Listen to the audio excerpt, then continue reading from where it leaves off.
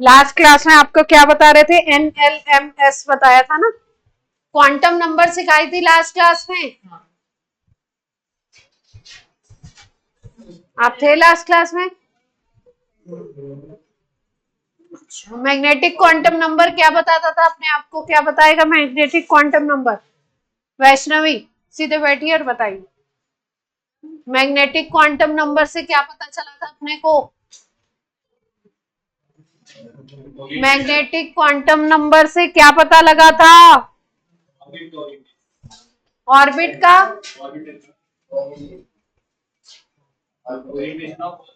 Orientation का क्या मतलब है? क्या समझ आया था आपका?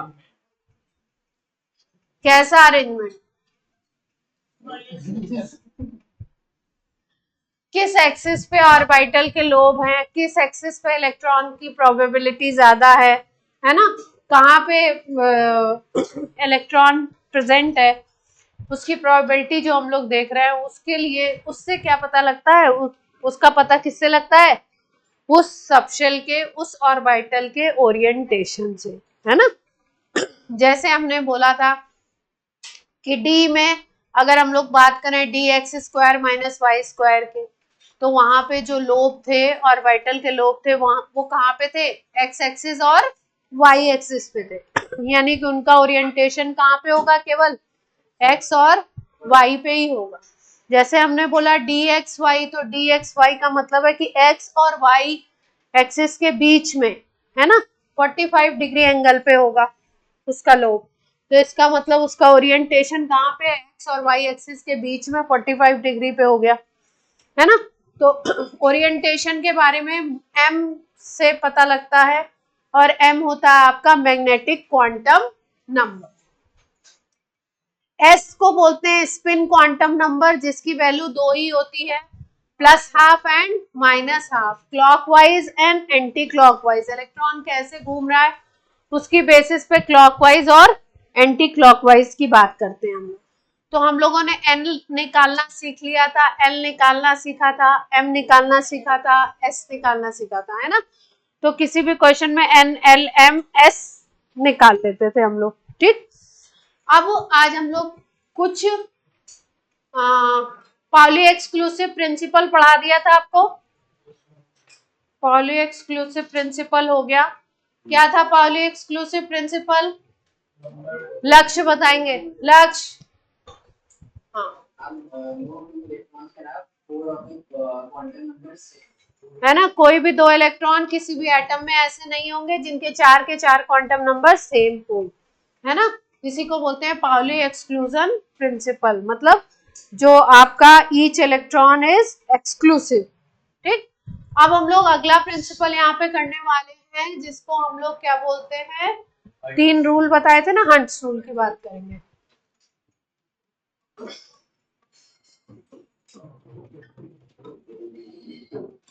अब चैप्टर आपका एंड पे है ना, चैप्टर लास्ट में। जयेश क्लास में ध्यान दिया करिए, आपका ध्यान क्लास में बिल्कुल नहीं होता है। नो, आपका ध्यान आधे टाइम मोबाइल पे होता है, कहीं और होता है। मैं ऑब्जर्व करती हूँ, बोलती नहीं हूँ, वो बात और। हंट्स रूल अगर हम लोग किसी सबशेल में इलेक्ट्रॉन की फिलिंग कर रहे हैं, सबशेल में इलेक्ट्रॉन फिल करना है हम लोगों को, तो इसमें हंट्स रूल लगता है। हंट्स रूल कहता क्या है? पहले स्टेटमेंट लिख लेते हैं इसका। इलेक्ट्रॉन डबलिंग और pairing is not start until one electron in each orbital of subcell।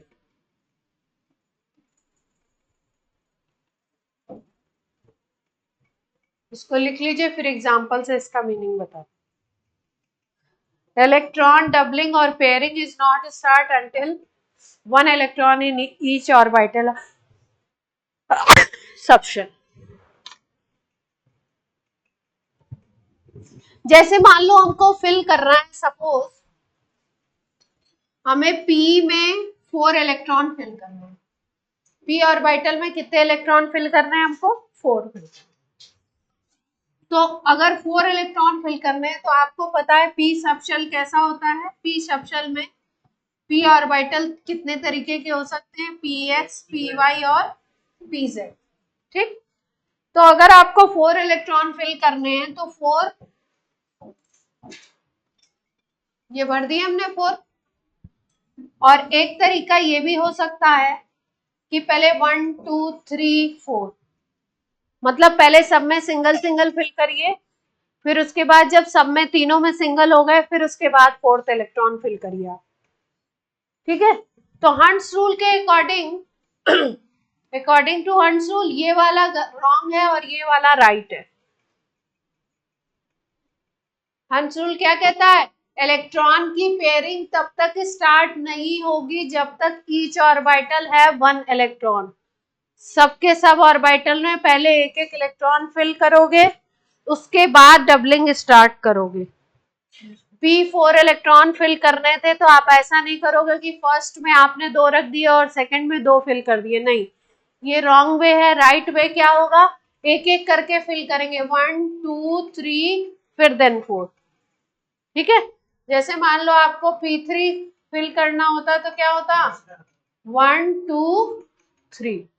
अगर आपको फिल करना है p5 तो कैसे फिल करेंगे? 1 2 3 4 5। डबलिंग कब स्टार्ट करनी है? जब पहले सब में सिंगल सिंगल दे दीजिए, उसके बाद डबलिंग स्टार्ट कीजिए। जब तक सब में सिंगल सिंगल इलेक्ट्रॉन आप फिल नहीं करते हो तब तक आप डबलिंग स्टार्ट नहीं कर सकते। यही हंट्स रूल है। हाँ,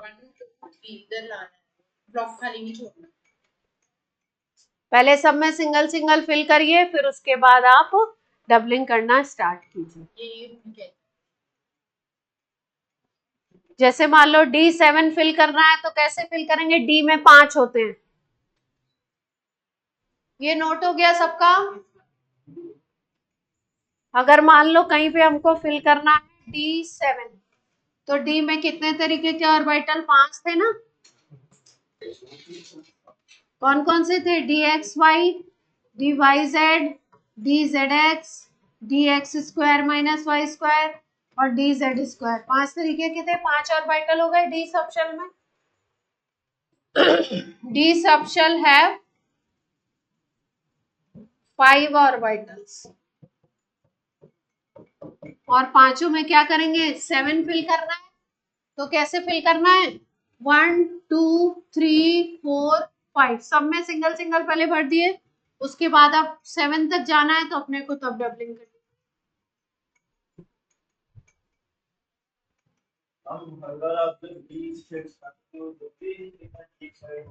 नहीं जरूरी नहीं।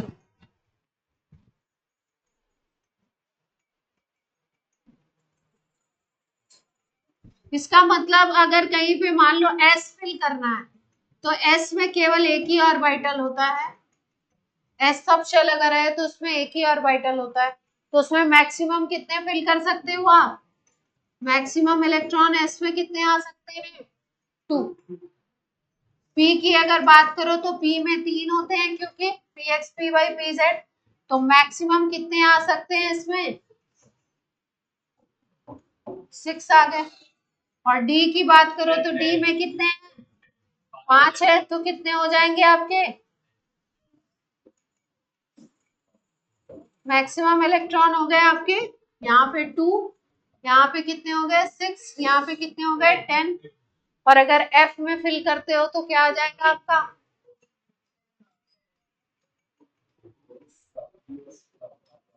F में कितने आ जाएंगे टोटल? 14।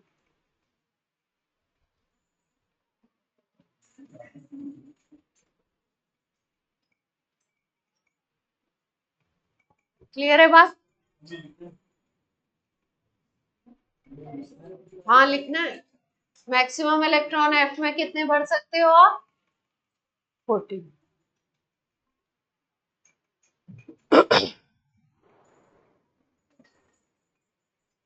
अगर बोले मिनिमम कितना हो सकता है,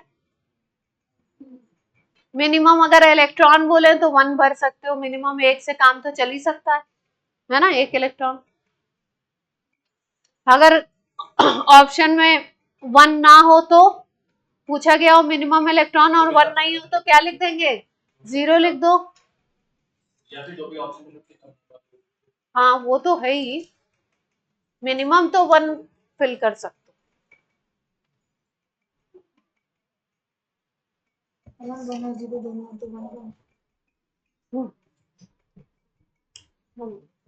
मोस्ट करेक्ट। ये एस सब शेल है, एस सब शेल में एस का एक ही ऑर्बिटल होता है। ये एस सब शेल है, एस में एस का एक ऑर्बिटल, और एक ऑर्बिटल में मैक्सिमम कितने हो सकते हैं? 2। एक ऑर्बिटल मतलब ये एक ब्लॉक, ठीक है। जैसे पी में पूछे आपसे कि पी सब शेल में मैक्सिमम कितने इलेक्ट्रॉन हो सकते हैं, पी सब शेल में तो मैक्सिमम 6, और बोलते हैं पी ऑर्बिटल में तो ऑर्बिटल तो एक ही होता है, मैक्सिमम कितने हो सकते हैं? 2 ही हो सकते हैं। ऑर्बिटल वर्ड यूज करेंगे तो क्या होगा, एक ब्लॉक की बात कर रहे हैं तो एक ब्लॉक में मैक्सिमम कितना फिल कर सकते हो? 2।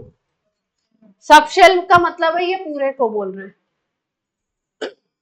एफ सबशेल में 7f ऑर्बिटल हो गए, 7f ऑर्बिटल हो गए तो मैक्सिमम हो गया 14, मिनिमम 1 ले सकते हो। अगर 1 ऑप्शन नहीं है तो ऑप्शन होगा 0। मतलब ऑर्बिटल आपको 3 तरीके के, अपने को जब हम बॉन्डिंग पढ़ेंगे तो अपने को 3 तरीके के ऑर्बिटल देखने को मिलते हैं। एम्प्टी देखने को मिलता है, एम्प्टी का मतलब क्या है? 0 हो, मान लो एस में इलेक्ट्रॉन नहीं है 0 है, पी में इलेक्ट्रॉन नहीं है 0 है, तो एम्प्टी भी देखने को मिलता है। और बाकी 1 2 जितने उसकी मैक्सिमम कैपेसिटी उतने तक तो मिल ही सकते। जैसे एस ऑर्बिटल में, एस सब शेल में अगर 1 है तो इसको बोलते हैं हाफ फिल्ड। एस में अगर 2 इलेक्ट्रॉन है तो क्या बोलेंगे इसको? Full field. एस में मैक्सिमम एक ही हो सकता है ऑर्बिटल और उसमें 2 ही हो सकते हैं मैक्सिमम। पी की बात करो तो पी में 3 होता है हाफ फिल्ड, और पी में 6 को क्या बोलोगे? Full field. डी में 5 होता है हाफ फिल्ड, और डी में 10 किसको बोलोगे? Full field. एफ में हाफ फील्ड क्या होगा? 7, और F14 क्या होगा? फुल। नोट कर लीजिए। हंस रूल इतना ही था कि सब शेल में डबलिंग स्टार्ट करेंगे कब? जब सब में एक एक इलेक्ट्रॉन, सारे ऑर्बिटल्स है 1 1 electron.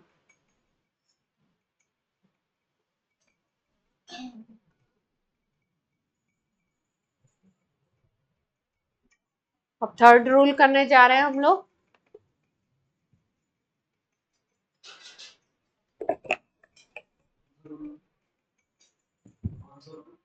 Third Aufbau principal.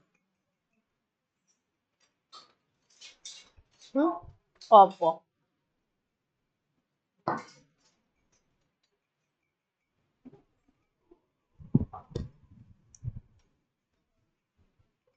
Note हो गया ना सबका?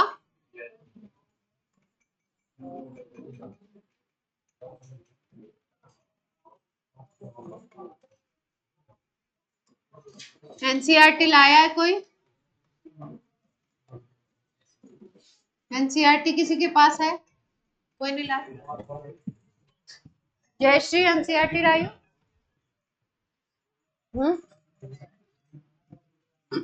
देखो अब वो प्रिंसिपल कहता है कि सबशेल का एक एनर्जी का ऑर्डर होता है ना?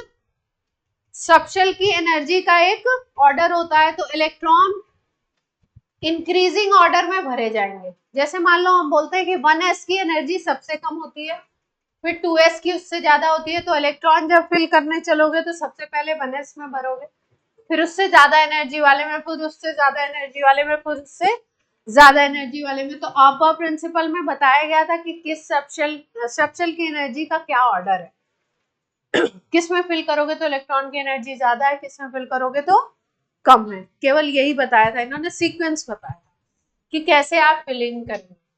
तो आप रूल में तो एक लाइन ही है, इलेक्ट्रॉन फील्ड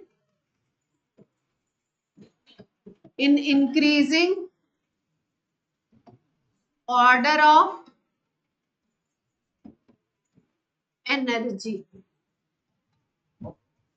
और एनर्जी भी किसकी ले रहे हैं हम लोग, सबशेल की।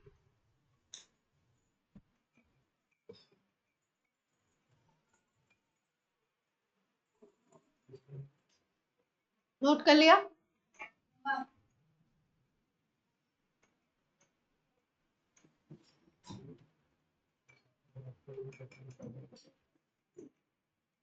हो गया।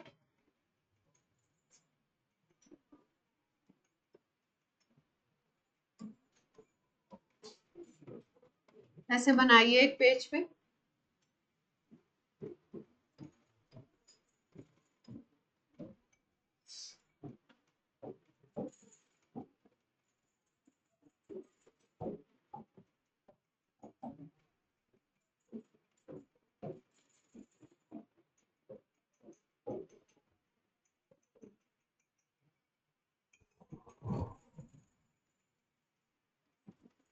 ऑर्डर लिखना चाह रहे हैं हम लोग।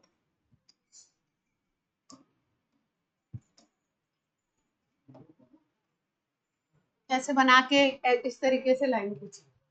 1s 2s 3s 4s 5s 6s 7s, सारे एस एक लाइन में लिखे जाएंगे। फिर यहां से लिखेंगे 2p 3p 4p 6p तक, फिर 3d 4d 5d 6d, फिर 4f 5f 6f।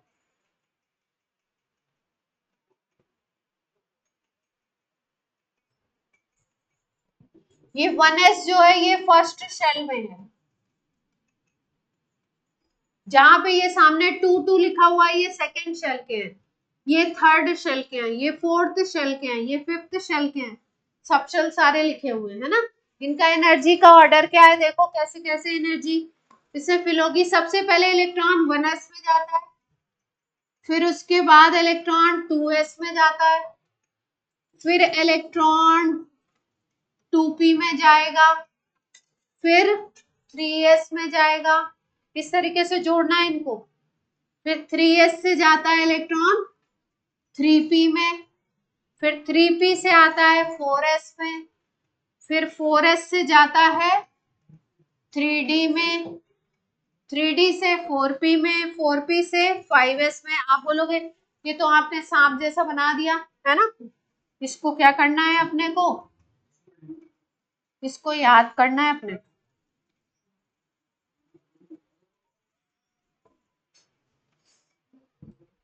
ठीक है, अगर ऐसे आपको स्नेक लाइक याद होता है तो अच्छी बात है, अगर स्नेक लाइक याद नहीं होता है तो कैसे याद करना पड़ेगा आपको,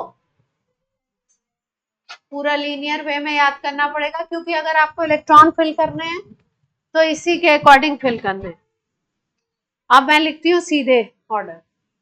1s सबसे पहले आएगा, फिर 2s आएगा, फिर 2p आएगा, फिर 3s आएगा, फिर 3p आएगा, फिर 4s आएगा, देन 3d आएगा, फिर 4p,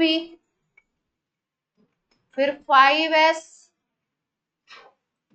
5s के बाद आएगा 4d, फिर 5p, then 6s, then 4f, then 5d, then 6p, then 7s।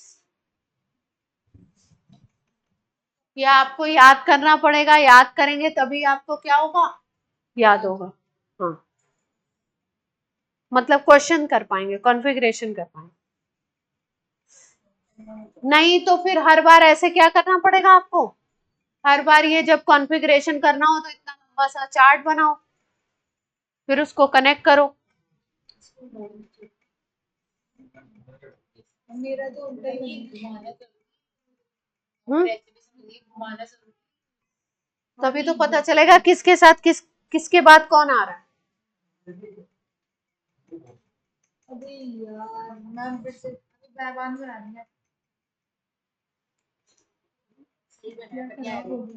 गड़बड़ बन गया, बुक से देख के बना लेना, इसको लिख लो, ये इम्पोर्टेंट,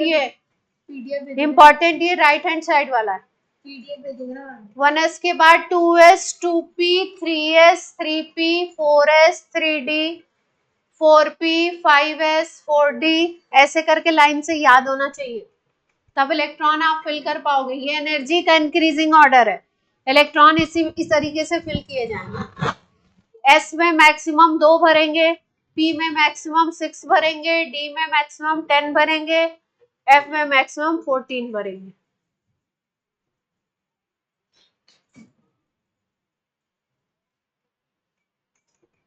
अब आपको कॉन्फ़िगरेशन करना सिखाती हूँ मैं। ये लाइन लिख लीजिए पूरी राइट हैंड साइड वाली, तब लिख ली, जयेश लिख लिया। 7s तक याद हो जाए तो काम बन जाएगा, इससे आगे की जरूरत नहीं, यहाँ तक।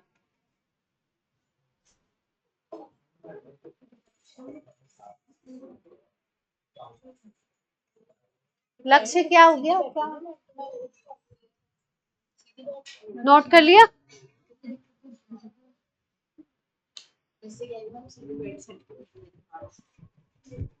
चलिए, अब इलेक्ट्रॉनिक कॉन्फ़िगरेशन कैसे करना है ये सीख लीजिए, फिर आपका क्वेश्चंस आगे कर पाएंगे। तो इलेक्ट्रॉन फिल कर रहे हैं 1s 2s 2p 3s, इस तरीके से इस ऑर्डर में है ना। तो कॉन्फ़िगरेशन करते हैं, जैसे मान लो हाइड्रोजन का करना है, तो हाइड्रोजन का एटॉमिक नंबर 1 होता है ना। तो सबसे पहले 1s आता है, तो इसमें फिल करेंगे 1s1, ऐसे लिखा जाएगा। फिर हीलियम की बात करते हैं, तो हीलियम में एटॉमिक नंबर कितना होता है 2, 1s2। s में मैक्सिमम 2 भर सकते हैं ना, तो हाइड्रोजन में भी 1s में आ गया और हीलियम भी किस में आ गया। फिर लिथियम का एटॉमिक नंबर होता है 3, तो लिथियम में कितने आ जाएंगे आपके 1s2 2s1। 1s के बाद कौन सा था 2s में भर दिया, ठीक। फिर लिथियम के बाद क्या आता है बेरिलियम, बेरिलियम का क्या होता है एटॉमिक नंबर 4, तो 1s2 2s2। अब ये 2s तो कंप्लीट हो गया। अब 2s के बाद क्या था 2p। अब जैसे ही आगे बढ़ेंगे बोरॉन पे, बोरॉन में एटॉमिक नंबर है 5, साथ में मेरे लिखते जाइए फास्ट, 1s2 2s2 2p1। हाँ, अब एक एक इलेक्ट्रॉन बढ़ता जाएगा, एक एक इलेक्ट्रॉन इंक्रीज करते जाओ। लास्ट में ऑर्डर वाइज, हाँ ऑर्डर वाइज ही तो लिख रहे हैं सब।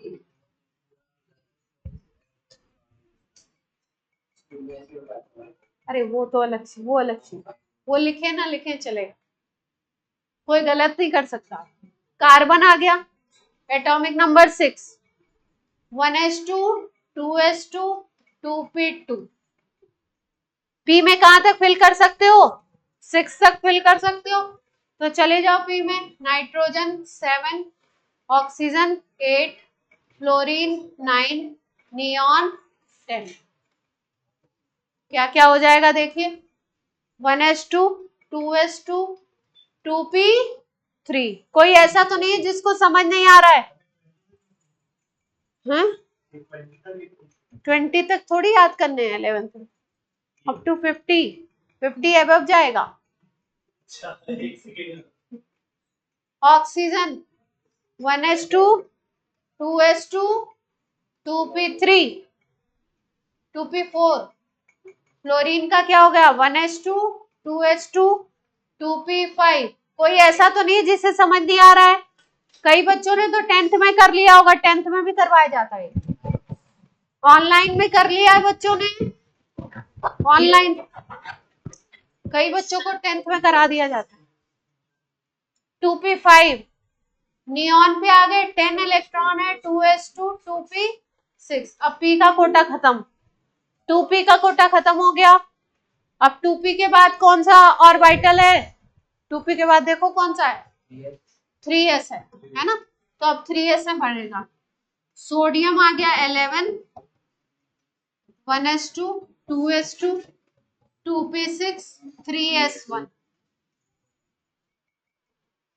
Magnesium 1s2, 2s2, 2p6, 3s2। ठीक है, अब करते जाइए। अब 20 का करिए सीधे, अब सीधे 20 पे आइए।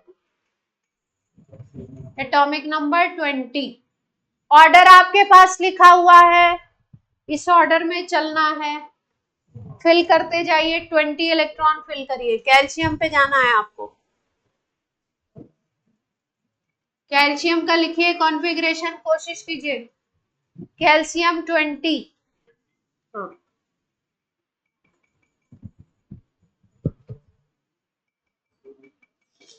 3s2 के बाद क्या आएगा? s में इससे ज्यादा नहीं बढ़ सकता। 3p1।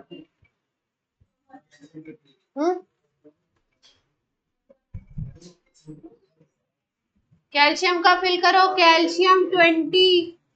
सब लोग बोलेंगे कॉन्फ़िगरेशन 20।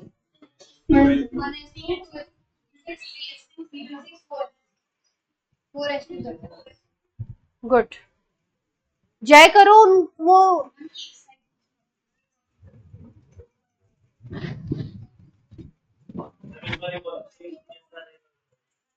20 का करना है। देखो अपने को 20 इलेक्ट्रॉन फिल करने हैं, तो अपने पास ऑर्डर ऑफ प्रिंसिपल से अपन ने याद कर लिया। 1s के बाद 2s, 2s के बाद 2p, 2p के बाद 3s, 3s के बाद 3p, 3p के बाद 4s, 4p के बाद 4s के बाद 3d। ऐसे करके ये ऑर्डर याद कर लिया। आप कितने भरने हैं अपने को? 20। तो फिल करते जाएंगे, गिनते जाएंगे। 1s2, 2s2, 4 हो गए, 2p6, 10 हो गए टोटल। 2p6 के बाद क्या है? 3s, 3s2। p में मैक्सिमम 6 भर सकते हो ना। 3s2, 3s के बाद क्या है? 3p, 3p6। देख लो कितने हो गए, 4, 10 और यहाँ तक 18 हो गए। 2 और भरने, 4s2। क्लियर है?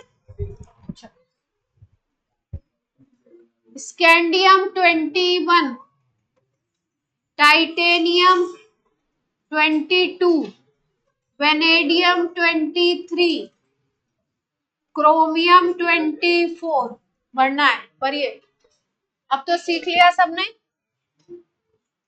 चलिए फिल करिए।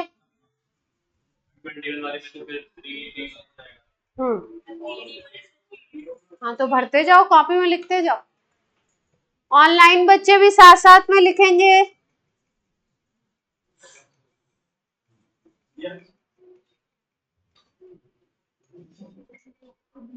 क्या प्रॉब्लम है?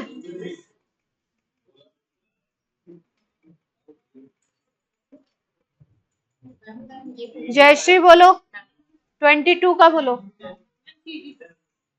22।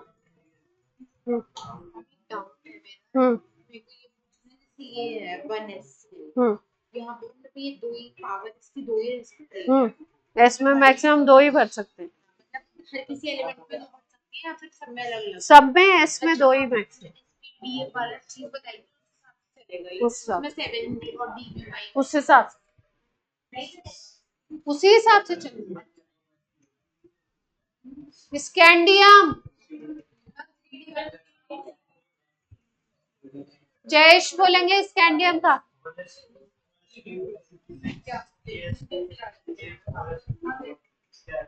4s2 के आगे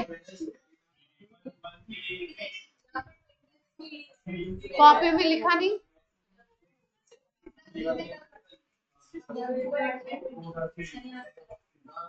इसलिए मैंने बोला था ना आपका ध्यान नहीं रहता।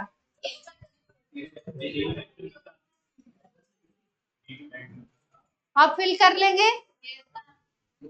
तो ये 1s2 2s2 2p6 3s2 3p6 4s2, उसके बाद क्या भर दिया हमने, ये लाइन का मतलब है आप अपनी किसी की कॉपी में मुझे ये लाइन नहीं दिखेगी, पूरी कॉन्फ़िगरेशन लिखा होना चाहिए पूरा, लाइन केवल मैं लगा सकती हूँ इस तरीके से।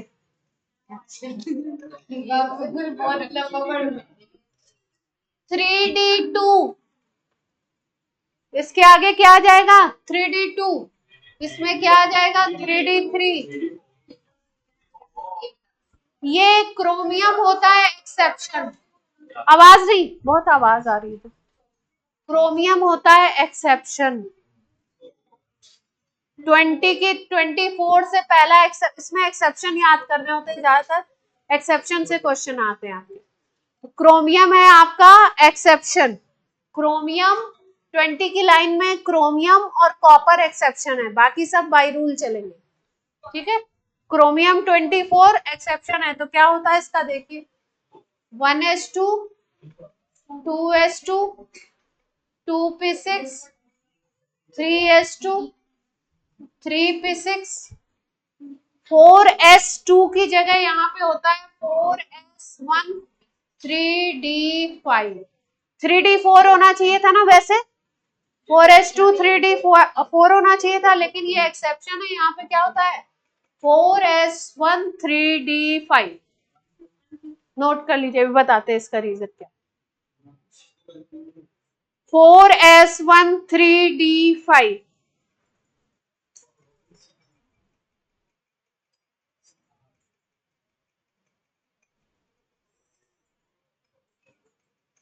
4s1 3d5 एक्सेप्शन है, होना क्या चाहिए था बाई 4s2 3d4 होना चाहिए था, लेकिन उसके s के एक इलेक्ट्रॉन इधर आ जाते हैं, 4s1 3d5 बनता है कॉन्फ़िगरेशन।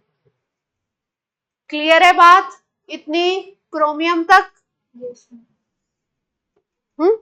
मतलब पूरे होना होता हो तो उसमें से एक चल जाता है, इसलिए हाँ तो सही कॉन्फ़िगरेशन ये 4s1 3d5। अब देखो कॉन्फ़िगरेशन से क्वेश्चन क्या आता है, क्वेश्चन पे भी थोड़ा सा ध्यान देते हैं। जैसे क्रोमियम 24 का कर लिया आपने, अब अगर हमको मैंगनीज 25 का करना है तो 3d5 में आगे नहीं बढ़ेंगे, पहले ये 4s कंप्लीट हो जाएगा, 4s2 बन जाएगा, एक इलेक्ट्रॉन ज्यादा करना है।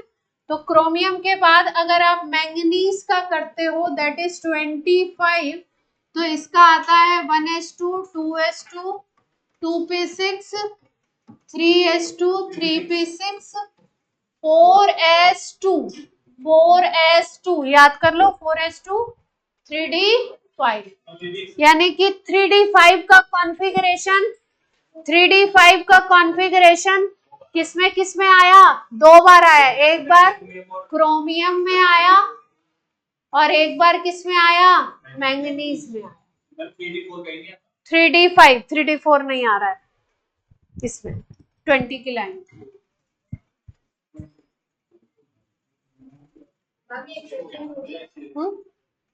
ये एक्सेप्शन नहीं है, ये तो नॉर्मल है, 4s को पहले भर दिया फिर 3d को भरा।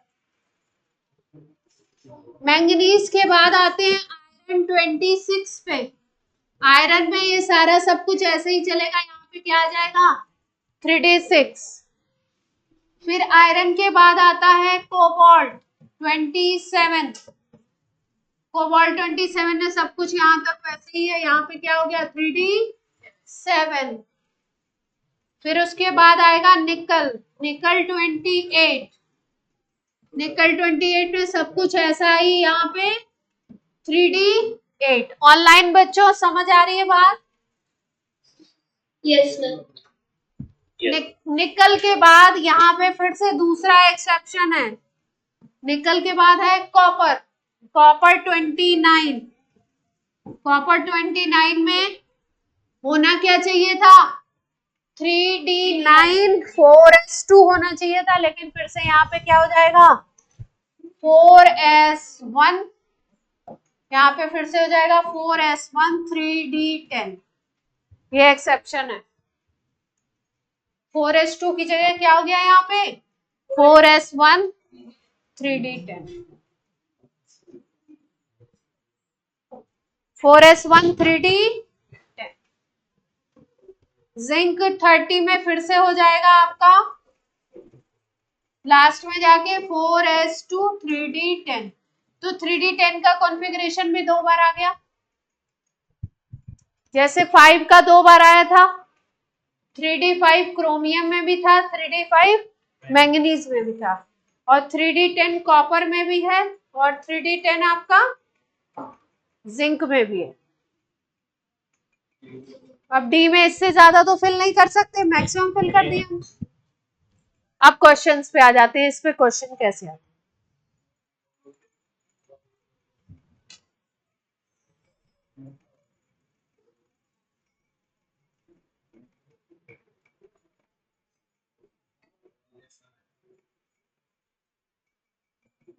काट के पूरा लिखो, अभी मैंने आपको बोला है ना, पूरा लिखो यहां से।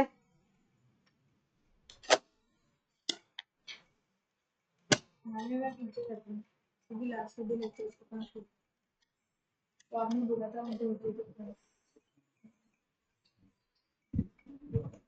शैतानी तुम लोगों की एकदम पीक पे है।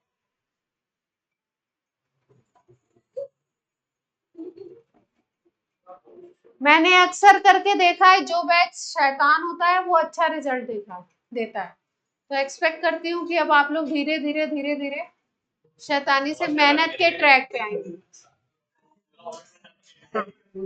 हाँ, मैंने ये देखा है कि जो बच्चे शुरू में शैतान होते हैं, धीरे धीरे धीरे धीरे सीरियस होते होते 12th में अच्छा रिजल्ट देके जाते हैं। तो अब एक्सपेक्टेड आपसे यही है, अब देखिए।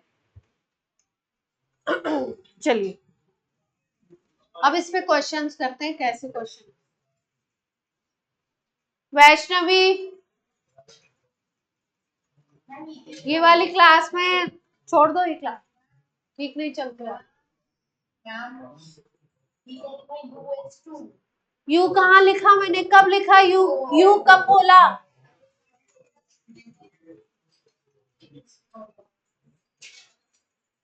अभी जो बात मैंने बोली थी वही प्रूव कर दिया। चलिए क्वेश्चन पे आते हैं, किस तरीके से सवाल आए। पहला क्वेश्चन होता है, किसी में आपसे पूछते हैं अनपेयर्ड इलेक्ट्रॉन, क्या पूछते हैं? अनपेयर्ड इलेक्ट्रॉन कितने होंगे, किसी स्पीसीज में अनपेयर्ड इलेक्ट्रॉन कितने होंगे। जैसे मान लो आपसे पूछ लिया क्रोमियम +3 आयन है, क्रोमियम क्या है? +3, इसमें अनपेयर्ड इलेक्ट्रॉन बताइए।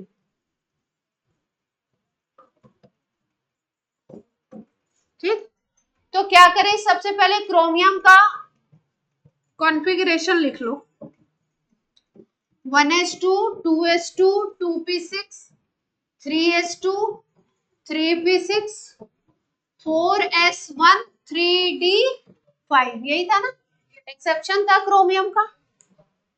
अब देखो ध्यान रखो, हमेशा अगर किसी एटम से इलेक्ट्रॉन बाहर निकलता है तभी उसके ऊपर पॉजिटिव चार्ज आता है, और इलेक्ट्रॉन अगर कभी भी बाहर निकालना है तो आउटर सेल से निकालना है। किससे निकालना है?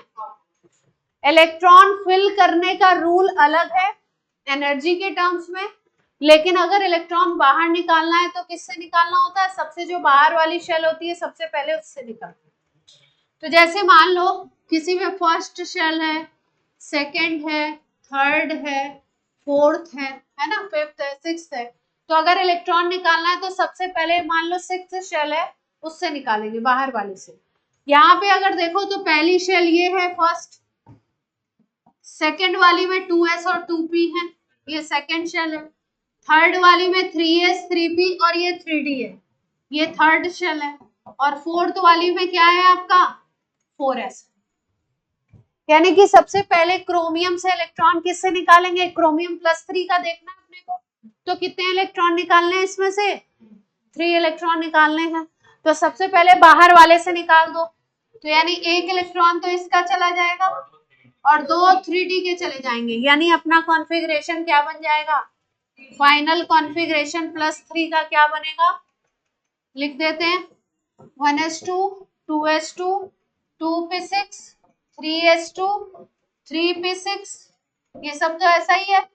4s में इलेक्ट्रॉन गायब हो गए, 4s 0, और 3d में कितने बच गए 3d3, d से 2 माइनस कर दिए और s से 1 निकाल दिया।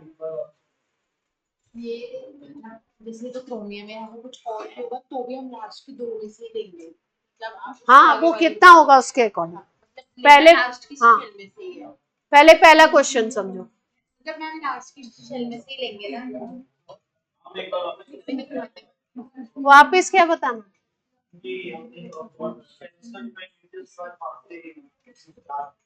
आउटर शेल से बाहर निकालना है इलेक्ट्रॉन। 1 2 3 4 जो सब शेल के पहले नंबर लिखे हुए हैं वो शेल नंबर डिनोट कर रहे हैं।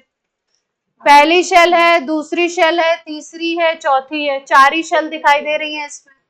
तो सबसे पहले इलेक्ट्रॉन कहाँ से निकलेगा, 4th से निकलेगा, फिर कहाँ से निकलेगा, 3rd से निकलेगा, है ना। 4th में क्योंकि एक ही इलेक्ट्रॉन है और अपने को निकालने कितने इलेक्ट्रॉन है 3, तो 4th से 1 निकाल दिया और 3rd से कितने निकाल दिए 2, तो अब अपने पास बचते कितने हैं 3d3। अगर देखो यहाँ पे तो 1s भी पूरा भरा हुआ है, 2s भी, 2p भी, 3s भी, 3p भी, तो ये सारे के सारे इलेक्ट्रॉन पेयर्ड हैं। पेयर्ड का मतलब अगर p की बात करोगे तो इसमें 6 है, तो ये पूरे पूरे पेयर बने हुए हैं ना। आपसे क्या पूछा गया है, कितने अनपेयर्ड इलेक्ट्रॉन हैं, इसमें तो है ही नहीं। 3d की बात करते हैं, d कैसे बनाते हो आप, 3 इलेक्ट्रॉन भरने हैं तो कितने सिंगल इलेक्ट्रॉन दिखाई दे रहे हैं, जो सिंगल होंगे अनपेयर्ड होंगे, तो आंसर क्या आ जाएगा अनपेयर्ड इलेक्ट्रॉन का, निकाल लेंगे किसी भी एलिमेंट में अगर दिया जाए इस तरीके से अनपेयर्ड इलेक्ट्रॉन। क्रोमियम +3 में कितने आ गए 3, 3d3 है, d में 5 बनाने होते हैं, 5 में फिल करने हैं, हंस रूल के अकॉर्डिंग एक एक फिल कर दो सीधे। 3 दिखाई दे रहे हैं, तीनों पेयर्ड तो है नहीं, अनपेयर्ड है, तो अनपेयर्ड इलेक्ट्रॉन का नंबर कितना हो गया, ठीक है।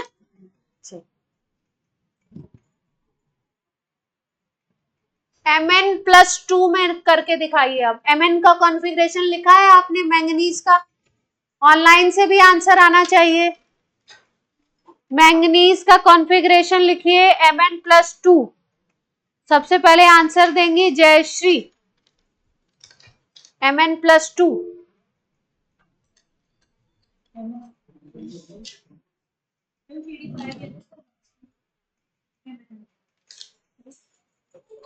Mn के ऊपर चार्ज है +2, Mn का पहले कॉन्फ़िगरेशन लिखो, फिर उसके बाद उसमें से 2 इलेक्ट्रॉन निकालो।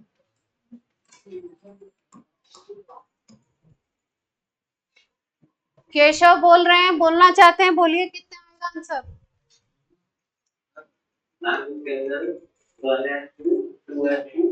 कॉन्फ़िगरेशन नहीं पूछा है मैंने, अनपेयर्ड इलेक्ट्रॉन पूछे हैं।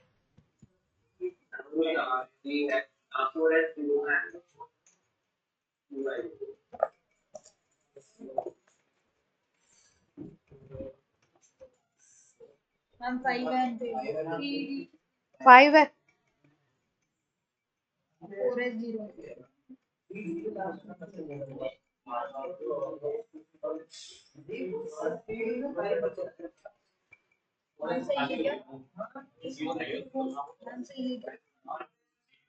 आराम से आराम से, चिल, धीरे धीरे।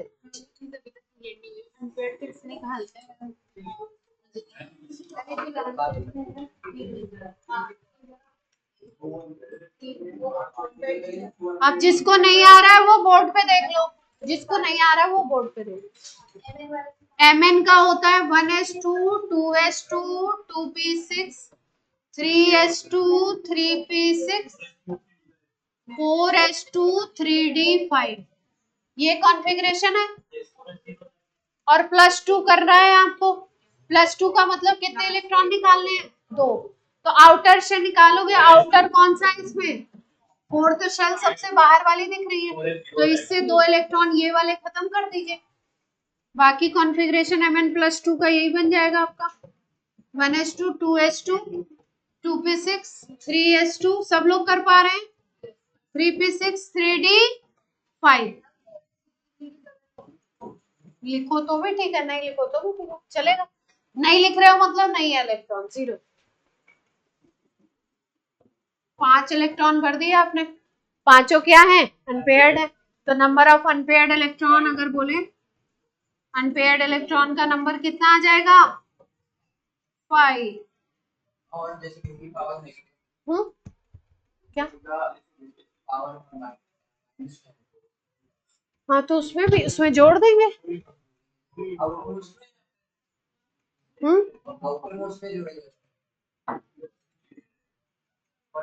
जोड़ेंगे आउटर, हाँ आउटर में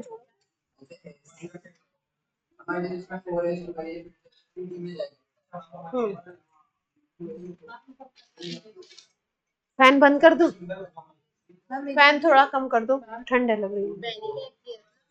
डी में से निकाल थे, बट में से निकाले तो आउटर शेल कंसीडर हुई। अब जैसे क्रोमियम में एक्सेप्शन है, तो इसमें ऐड ऑन करेंगे तो 2 ऐड करना है, तो -2 आएगा यहाँ, तो हमें क्रोमियम पे ऐड नहीं करेंगे, मेटल इलेक्ट्रॉन लेती नहीं कभी, क्यों ऐड करें, जो सिचुएशन होती नहीं वो क्यों करें, मेटल को इलेक्ट्रॉन देने का मन होता है, लेने का नहीं। चलो, अनपेयर्ड इलेक्ट्रॉन की बेसिस पे, अनपेयर्ड इलेक्ट्रॉन की बेसिस पे क्वेश्चन कोई आएगा तो आप कर लेंगे, ठीक है। अब चलिए अब कुछ क्वेश्चंस करते हैं। टॉपिक तो अब आपका एक और रूल सिखा देते हैं आपको, चलो अच्छा याद दिला दिया आपने टॉपिक पे, एक रूल और सीख लो, N+L rule, N+L rule, N+L rule क्या है, हमने बोला अबव प्रिंसिपल के अकॉर्डिंग कि एनर्जी के इंक्रीजिंग ऑर्डर में आप इलेक्ट्रॉन को फिल करो। इसका मतलब अगर हम लोग देखें तो हम लोग ये कहते हैं कि आपकी एनर्जी का ऑर्डर 1s के बाद 2s की ज्यादा है, फिर 2p की ज्यादा है, फिर 3s की, फिर 3p की, फिर 4s की, फिर 3d की, इस तरीके से आगे एनर्जी इंक्रीज कर रही है, ठीक है। अगर आपको बात कर रही है कि 2 आपको सबशेल दे रखे हैं और पूछे कि किसकी एनर्जी ज्यादा होगी, 2 सबशेल आपको दे दे कंपेयर करने को और पूछे कि किसकी एनर्जी ज्यादा होगी, तो आप किस रूल से निकालोगे, N+L रूल से निकालोगे। N+L जिसका बड़ा होगा उसकी एनर्जी क्या होगी, हाई। अब देखो कैसे निकालेंगे, जैसे मान लो आपको बोल दिया कि 4s ऑर्बिटल है और 3d है, तो इसमें से किसकी एनर्जी ज्यादा है ना, ये निकालना है आपको। अगर आपको अबव प्रिंसिपल नहीं पता है तो आप कैसे निकालोगे, 4s और 3d में कंपेयर करना। 4s का मतलब क्या है, n = क्या है 4, चौथे शेल की बात हो रही है, और अगर l की वैल्यू देखो आप तो s के लिए l की वैल्यू क्या आती थी 0, तो N+L यहाँ पे क्या आ जाएगा आपका 4 + 0 क्या आ जाएगा आपका, क्लियर है बात। अब 3D में देखो, 3D में अगर देखें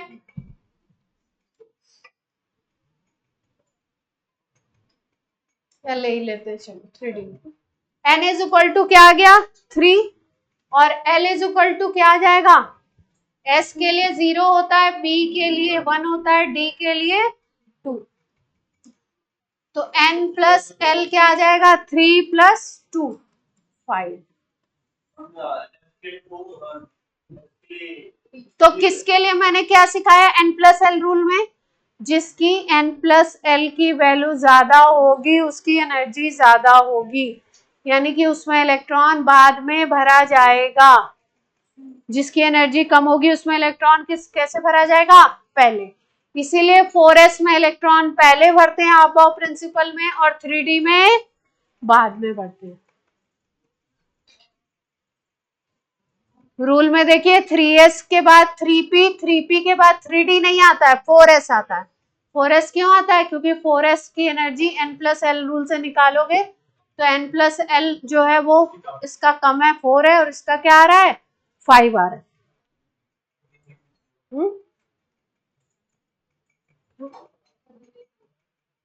कम नहीं किया तुम लोगों ने?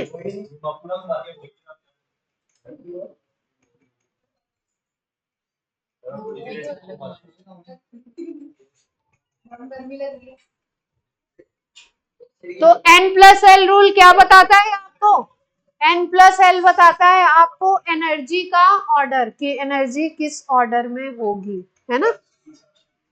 किसी भी सब शेल में इलेक्ट्रॉन फिल करना है और आपसे पूछा जाए किसमें पहले फिल करें किसमें बाद में, तो आप क्या निकाल लोगे, दोनों सब शेल का n+l निकाल लोगे। जिसका कम आएगा उसमें इलेक्ट्रॉन पहले फिल करेंगे, जिसका ज्यादा आएगा उसमें इलेक्ट्रॉन बाद में फिल करेंगे। क्लियर है बात ये? बोलिए। अब यहाँ पे स्टार बना के एक पॉइंट लिख लो, इफ वैल्यू ऑफ n+l ये अगर सेम आती है, इक्वल आ जाती है, मान लो दो आपको सब शेल दे दिए गए जिसमें n+l की वैल्यू क्या आ गई आपकी, सेम आ गई, सेम वैल्यू हो गई, तब आप क्या करेंगे, तब आप देखेंगे जिसका n हाई होगा उसकी एनर्जी हाई होगी।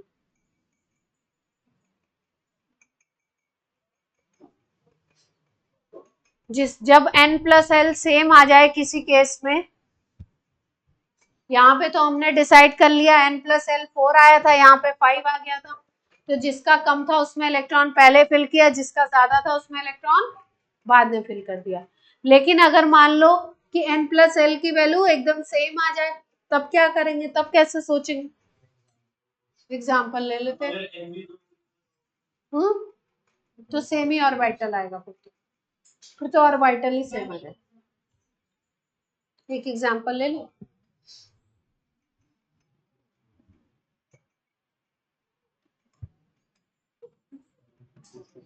फोर एस ले लो और 3p ले लो, 4s और 3p ले लो, ठीक है। 4s में n क्या आएगा, 4, और l क्या आएगा, l की वैल्यू जयेश बोलिए क्या आएगी s के लिए, l की वैल्यू 0, तो n+l क्या आ गया यहाँ पे, 4 + 0 4। अब 3p के लिए देख लो, n आ गया 3 और l क्या आ जाएगा 1, तो n+l निकालोगे तो क्या आएगा, 3 + 1 4। अब इस केस में दोनों सेम आ गया, तो कैसे डिसाइड करें कि किसकी ज्यादा एनर्जी होगी, जिसका n ज्यादा होगा उसकी एनर्जी ज्यादा होगी, यानी कि n किसका ज्यादा है, इसका हाई है, और इसका क्या है, लो है, तो एनर्जी किसकी ज्यादा है, और इसकी एनर्जी क्या होगी, जिसकी कम होती है उसको क्या करते हैं, पहले फिल कर देते हैं, तो यानी कि 3p पहले फिल किया जाएगा और 4s उसके बाद जाएगा। 3p के बाद 4s भरते हैं ना। n+l रूल से सारे केसेस निकलते हैं, पर कोई केस ऐसा आ जाए जिसमें n+l भी सेम आ जाए, तब कैसे डिसाइड करेंगे, जिसका n ज्यादा उसकी एनर्जी ज्यादा, उसको बाद में भरेंगे।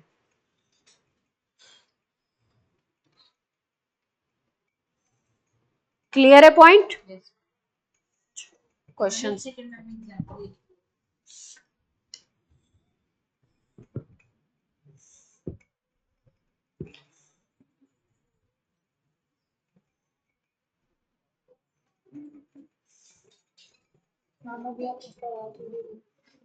पढ़ाऊंगी ना, और क्या बस 5 मिनट वाले को कर लो। हम्म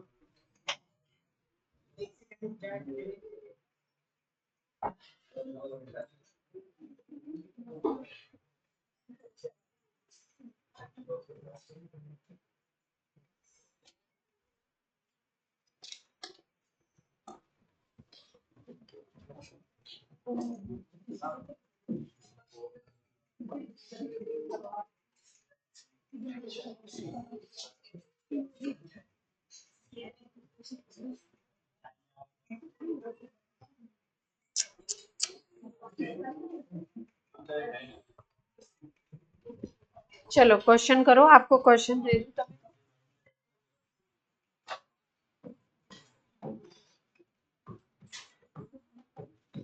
बोर्ड पे ध्यान दीजिए। क्वेश्चन मैंने दिया है तो सबने करना है, किसी से भी मैं किसी से मैं भी पूछ सकती हूँ, है ना, कि आपस में ना बिजी रहें आप लोग। मैक्सिमम नंबर ऑफ ऑर्बिटल्स पूछे गए हैं which can be identified with n is equal to 4 and ml is equal to 0।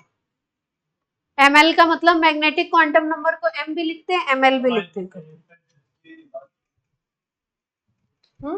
Identified with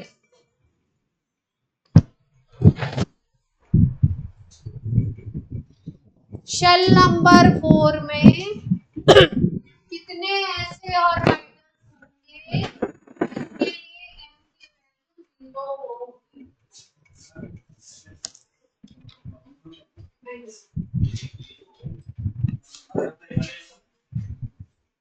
मतलब पहले नहीं है, चलिए निकालिए, कोशिश कीजिए। मैग्नेटिक क्वांटम नंबर निकालना सिखाया है आपको। हमें इसमें क्या करना है? कितने ऑर्बिटल ऐसे होंगे, कितने ऑर्बिटल ऐसे होंगे, हाँ तो कितने होंगे देखो ना, निकाल के देखो।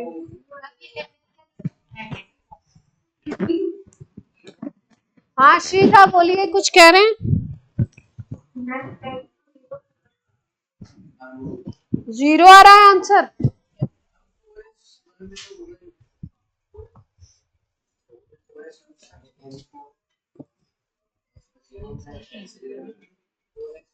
शेल नंबर 4 में ml0 कितना आएगा, कितने ऑर्बिटल, कितने ब्लॉक बनेंगे 0 वाले? एक ही बनेगा, ध्यान से सोचो।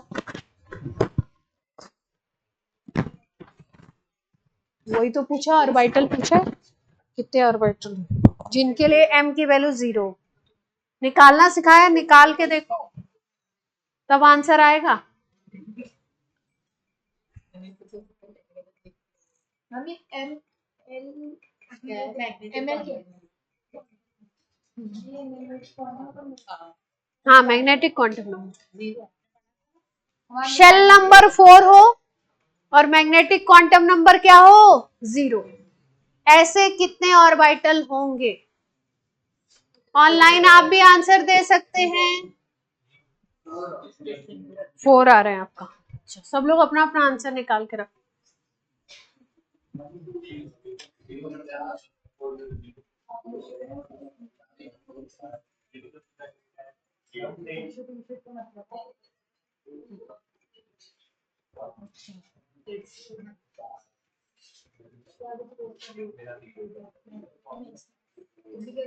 आंसर निकालो, फालतू बातें नहीं करो, आंसर निकालो। नहीं आ रहा है किसी को?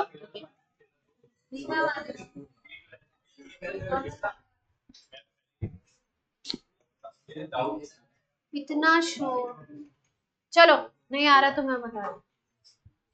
शेल नंबर 4 है ना, n इज इक्वल टू 4 है, तो अगर शेल नंबर 4 है तो l की वैल्यू क्या क्या हो सकती है, 0 to n-1 हो सकती थी,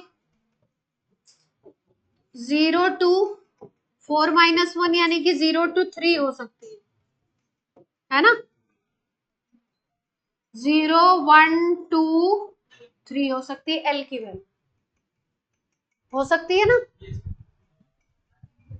आंसर 1 है क्या? आंसर 1 है, किसी का 4 आ रहा है, किसी का 1।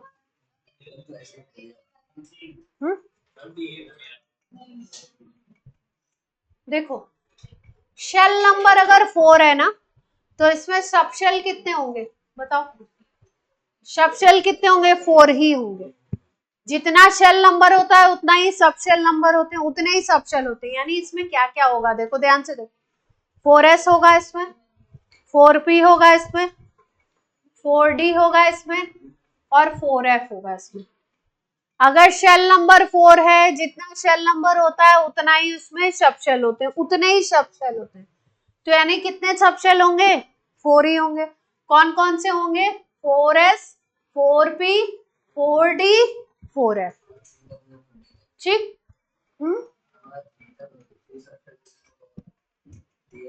3 शेल नंबर होता तो उसमें 3 सब शेल होते हैं, 3s, 3p, 3d। 5 होगा तो 5 आगे जी की बात करें। अब s में देखो 1 होता है, p में कितने होते हैं? 3 ऑर्बिटल पूछे ना आपसे, इसमें कितने हो जाएंगे? 5। और f में कितने हो जाएंगे? ठीक है, क्लियर है बात? ध्यान से देखो, अगर s की बात करो, s की अगर बात करो तो s में जो l होता है वो क्या होता है? 0 होता है। तो इस पे तो 0 आएगा m की वैल्यू। इस पे क्या आएगी? -1 0 +1। इस पे क्या आएगी? -2 -1 0 +1 +2। इस पे क्या आएगी? -3 -2 -1 0 +1 +2 +3। तो इस पूरे डायग्राम में आपको 0 वाले कितने दिखाई दे रहे हैं? ये सब शेल नंबर 4 के हैं। 0 वाले कितने दिख रहे हैं? एक यहाँ पे, दूसरा यहाँ पे, तीसरा यहाँ पे, चौथा यहाँ। यानी 4 ऑर्बिटल्स ऐसे हैं जिनका शेल नंबर 4 है और मैग्नेटिक क्वांटम नंबर क्या है? 0। आंसर विल बी ऐसे निकालना। ठीक है, क्लियर है बात? यानी कि वो ऑर्बिटल्स आपको सर्च आउट करने थे जिनके लिए m की वैल्यू 0 हो और शेल नंबर क्या हो उनका?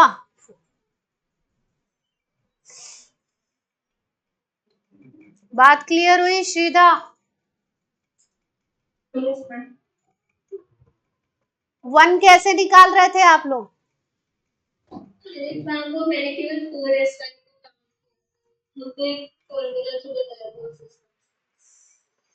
तो शेल नंबर 4 है तो 4s को ही क्यों ले रहे हो? फिर 4 में तो और भी होंगे ना, 4p 4d। हाँ मैम, मुझे एक फॉर्मूला बताया कि number of orbitals two n + 1 n के वैल्यू 0 अच्छा,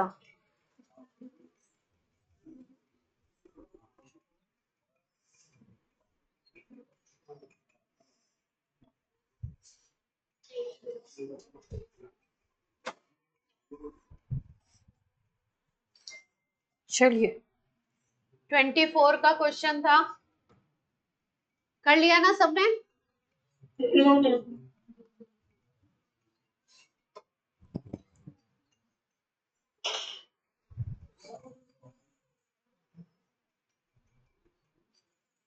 यस सर।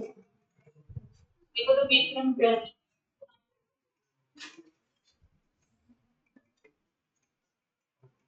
अब देखो क्वांटम मैकेनिकल मॉडल तो आपको सिखाने वाले हैं हम, लेकिन इसके साथ साथ आप 2 चीजें निकालना और सीख लीजिए, इसके भी सवाल आते हैं। Radial node and angular node, ये कैसे निकालते हैं, क्या होता है वो सिखाएंगे। पहले आप इसका नंबर निकालना सीखें। एंगुलर नोड या इसी को कहते हैं नोडल प्लेन, या अगर आपको कहीं पूछ लें नोडल कोन,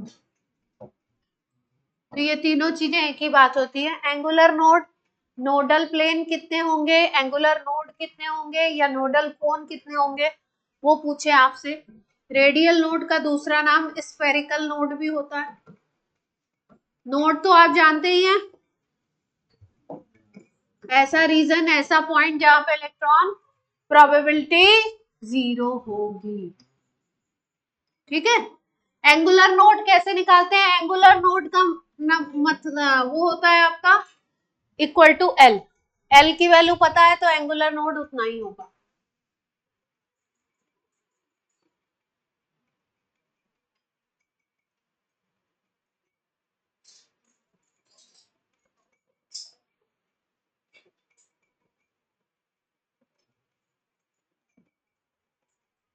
रेडियल नोड की वैल्यू होती है एन माइनस एल -1 होती है शायद। एक बार इसको कंफर्म ही कर लूँ, रुक जाओ।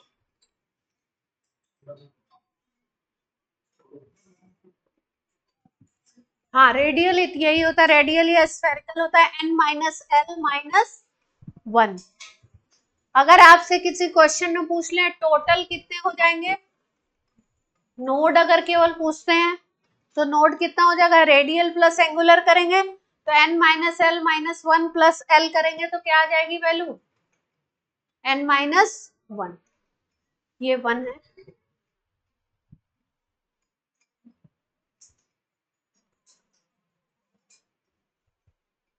ठीक है। -l-1 लिखा है। हाँ, spherical node is n-l-1, angular node is l और total node is n-1। Radial node अब आपको निकालना है, क्वेश्चन है आपके पास 3p। 3p के लिए निकालना है रेडियल नोड। सवाल है आपका, हाँ रेडियल निकालना है, निकाल दीजिए। ये नोट कर लिया फॉर्मूला।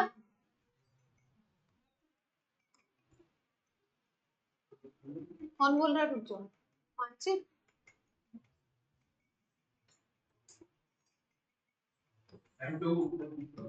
2 आ रहा है। रेडियल नोड का नंबर निकालना है फॉर 3p। जल्दी से बता दीजिए। बना रहे 3p का मतलब क्या हो गया, n इज इक्वल टू 3 और l इज इक्वल टू क्या होगा 1। p के लिए 1 हो जाएगा, है ना। तो n-l-1, 3 -1 -1 क्या आ गई वैल्यू, रेडियल नोड क्या आ गया 1। स्फेरिकल क्या हो जाएगा, स्फेरिकल भी यही है, दूसरा नाम ले लिया तो। एंगुलर, एंगुलर भी 1 हो जाएगा, l हो जाएगा। और टोटल, टोटल कितने हो जाएंगे, 1 + 1 2। टोटल तो स्फेरिकल प्लस एंगुलर मिला के ही होगा ना। आपसे पूछा था कौन सा, रेडियल। टोटल 2 नहीं होगा, एंगुलर प्लस रेडियल मिला के। हाँ, 3 - 1 2।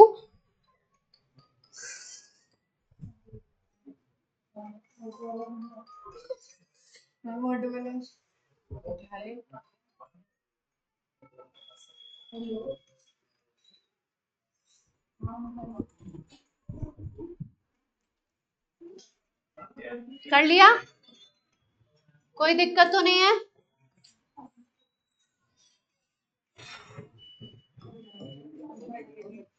अब लास्ट क्लास में आपको क्वांटम मैकेनिकल मॉडल ही बताना रह गया है ना। आपसे पूछ रहे हैं number of orbitals having electron density along axis। 12th में जाके 11th के सिलेबस के लिए सीरियस होना बेवकूफी होती है, फिर जेई में कुछ हो नहीं पाता है। मैं पहले बता दे रही हूँ, कुछ लोग बिल्कुल नॉन सीरियस हैं क्लास में, वो बातें ही करते रहते हैं, उनकी बातें ही नहीं खत्म होती है, पता नहीं क्या बात करना चाहते हैं जो उनकी खत्म ही नहीं होती है। फिर आराम से नॉर्मल 11th 12th कर लीजिए। ना तो जेई के लिए हमको परेशान करिए और ना ही खुद हुई।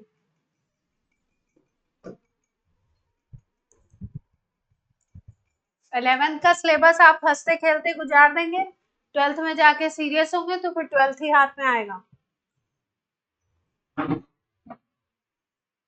फिर बाद में आप हमको ब्लेम करेंगे कि हमें तो केमिस्ट्री समझ नहीं आती।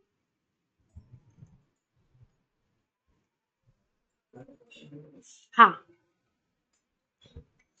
कितने ऐसे इंटीजर टाइप क्वेश्चन है, कितने ऐसे ऑर्बिटल हैं जिसमें अलोंग एक्सिस है आपकी इलेक्ट्रॉन डेंसिटी, सबका आपको बताया जा चुका है। किसमें अलोंग एक्सिस होगी उनको काउंट करिए टोटल और बताइए।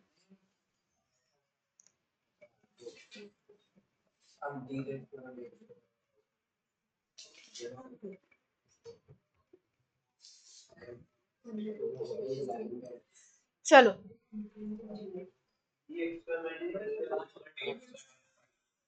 5 है आंसर।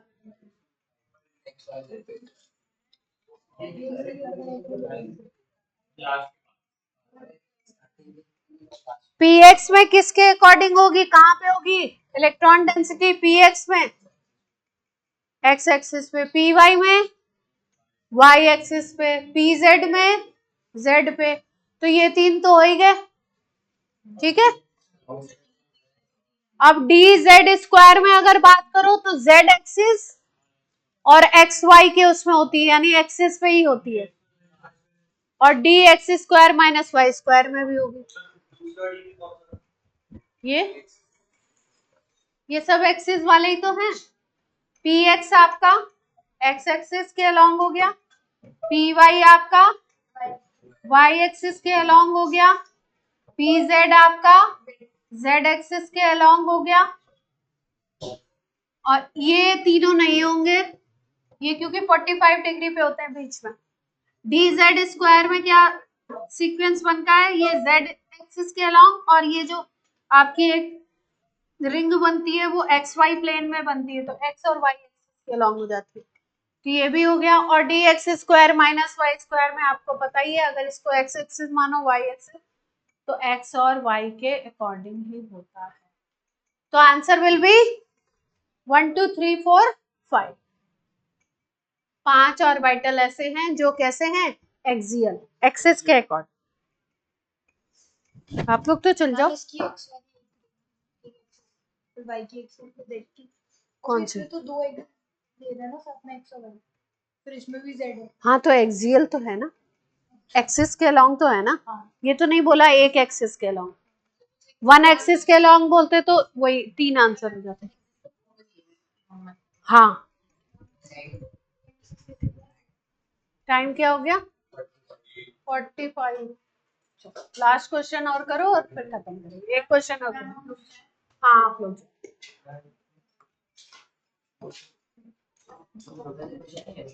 छोटा सा करवा देते, कोई अच्छा सा कर। ये तो छोटे क्वेश्चन है, कुछ अच्छा सा क्वेश्चन कर लो।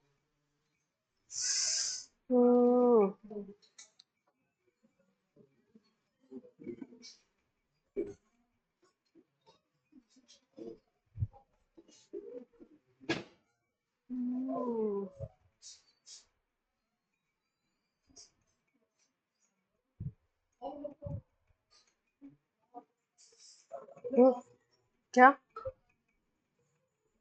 इनका कोई पता नहीं, ऑटो का कुछ है। हाँ नहीं, मुझसे पूछ के गए।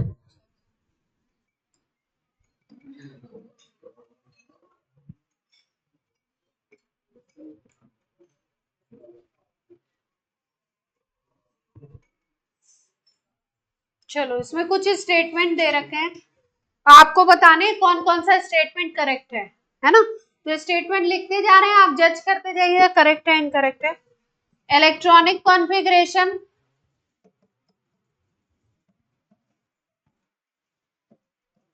ऑफ क्रोमियम इज, क्रोमियम का कॉन्फ़िगरेशन लिखा हुआ AR Ar का मतलब है 18 इलेक्ट्रॉन हो गए, आर्गन में 18 है। 3d5 4s1। Ar का मतलब आर्गन, आर्गन का मतलब 18 इलेक्ट्रॉन शो कर दिए पहले। 18 प्लस 5 प्लस 1 कितने हो गए? 24 बन गया ना। तो ये कॉन्फ़िगरेशन सही है या नहीं सही है ये बताना है। Magnetic quantum number may have negative value। Magnetic quantum number negative होता है क्या? तो पहला वाला सही नहीं है। हाँ, क्रोमियम का कॉन्फ़िगरेशन लिख के देख लो। थर्ड ऑप्शन है, in ground state of an atom orbitals are filled in order of their increasing energy order. Ground state में इलेक्ट्रॉन कैसे फिल करते हैं? Filled in increasing energy order.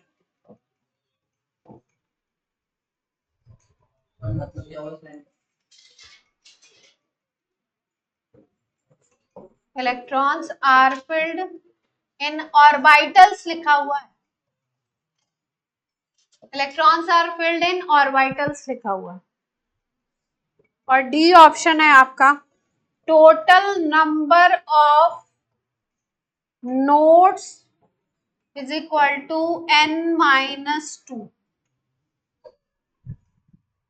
Total node तो n-1 बन रहे थे ना, तो लास्ट वाला तो रॉन्ग हो जाएगा। करेक्ट कितने हैं वो पूछा है, कौन कौन से करेक्ट है? ये तो रॉन्ग आपने बता दिया। पहला वाला सही है। यही कॉन्फ़िगरेशन है, इसका लिख लिया आपने। आर्गन का जो है वही है इसके पहले। सेकंड वाला भी सही है, वो तो पहले ही निकाल लिया था। सी के बारे में सोचिए, सी सही है या नहीं।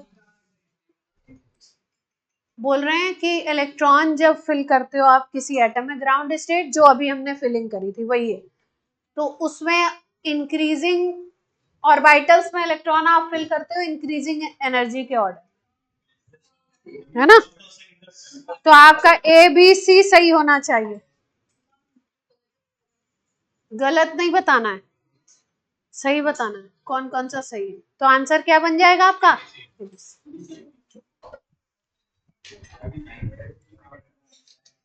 करेक्ट कौन कौन से हो गए? चलिए आपकी क्लास कर देते हैं।